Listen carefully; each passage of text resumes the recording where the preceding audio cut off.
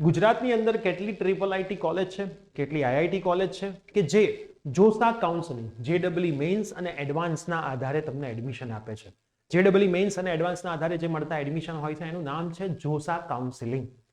હવે આજના વિડીયોમાં એ તમામ કોલેજની એમનું પ્લેસમેન્ટ સરેરાશ કેટલું છે, કયા પેપરના આધારે, મેન્સના પેપરના આધારે એડમિશન આપે છે કે એડવાન્સના પેપરના આધારે એડમિશન આપે છે, તમામ માહિતી હું આજના વિડીયોની અંદર આપવાનો છું. તો યસ દોસ્તો, મારું નામ છે પ્રિયેશ પટેલ. આપ સર્વેનું ખૂબ ખૂબ હાર્દિક સ્વાગત છે પ્રિયેશ વિદ્યાપીઠ પ્લેટફોર્મની ઉપર. વિડીયોની શરૂઆત કરતા પહેલા જો તમે આ વર્ષે 12th સાયન્સમાં છો, બોર્ડ ગુજસેટ અને જેડબલઈ ની પ્રિપેરેશન કરી રહ્યા છો, તો રોજ રાતે લાઈવ સેશન ચાલી રહ્યા છે. એના માટેના વોટ્સઅપ ગ્રુપ બનાવેલા છે. ડિસ્ક્રિપ્શન બોક્સમાં વોટ્સઅપ ગ્રુપની લિંક છે. પહેલા જોડાઈ ગયા હોય તો ફરીથી જોડાવાનું નથી, કોઈ એક વોટ્સઅપ ગ્રુપમાં જોડાઈ જજો.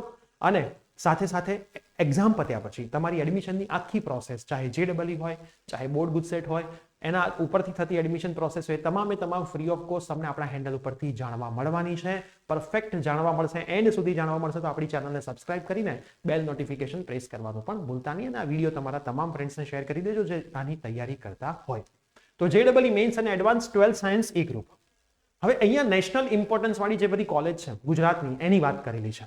તમારે જો આના સિવાયની પ્રાઇવેટ કોલેજ છે, ગવર્મેન્ટ કોલેજ છે, એની અંદર જેડબલઈ ની કેટલી સીટ્સ હોય છે, એનું એડમિશન કેટલા ટકા ઉપર થાય છે, કેટલા પીઆર તમે લાવો, કેટલા પર્સન્ટેજ તમે લાવો તો એ કોલેજમાં જેડબલઈ ના આધારે એડમિશન મળે, અથવા તો બોર્ડ અને ગુજસેટના આધારે એડમિશન મળે, એ વિડીયો જોઈતો હોય તો આ વિડીયોની નીચે તમે કમેન્ટ કરજો, જેથી ઝડપથી હું એનું આખું એનાલિસિસ 2024માં જે એડમિશન પ્રોસેસ થઈ એના આધારે તમને લાવીને બતાવીશ, જેથી તમને ખ્યાલ આવે કે કેટલા પર્સન્ટેજ લાવવા જોઈએ. તો ફટાફટથી કમેન્ટ કરવાનું ભૂલતા નહીં. સૌથી પહેલા આઈઆઈટી ગાંધીનગર.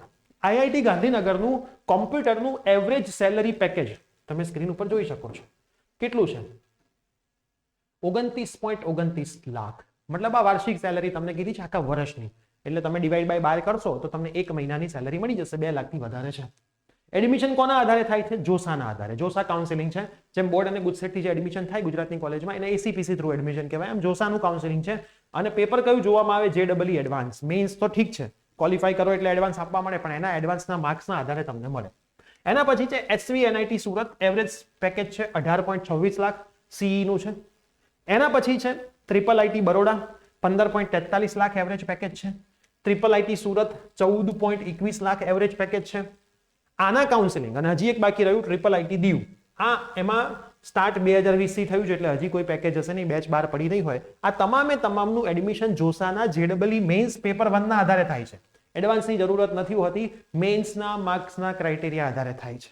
એટલે જેડબલઈ મેન્સ તમે આપો, એમાં પરફેક્ટ માર્ક તમારા હોય, ક્વોલિફાય થયેલા હોય, આની અંદર મેરિટમાં તમે આવતા હોય તો આ કોલેજની અંદર તમને એડમિશન મળી શકે.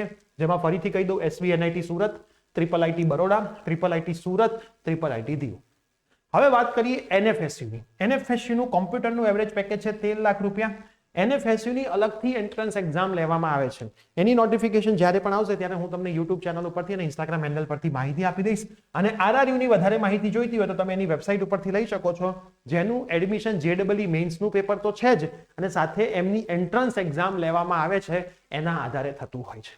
તો આ નેશનલ ઇમ્પોર્ટન્સ વાળી જે કોલેજ આપણા ગુજરાત ક્ષેત્રે કામ કરી રહી છે એની વાત છે.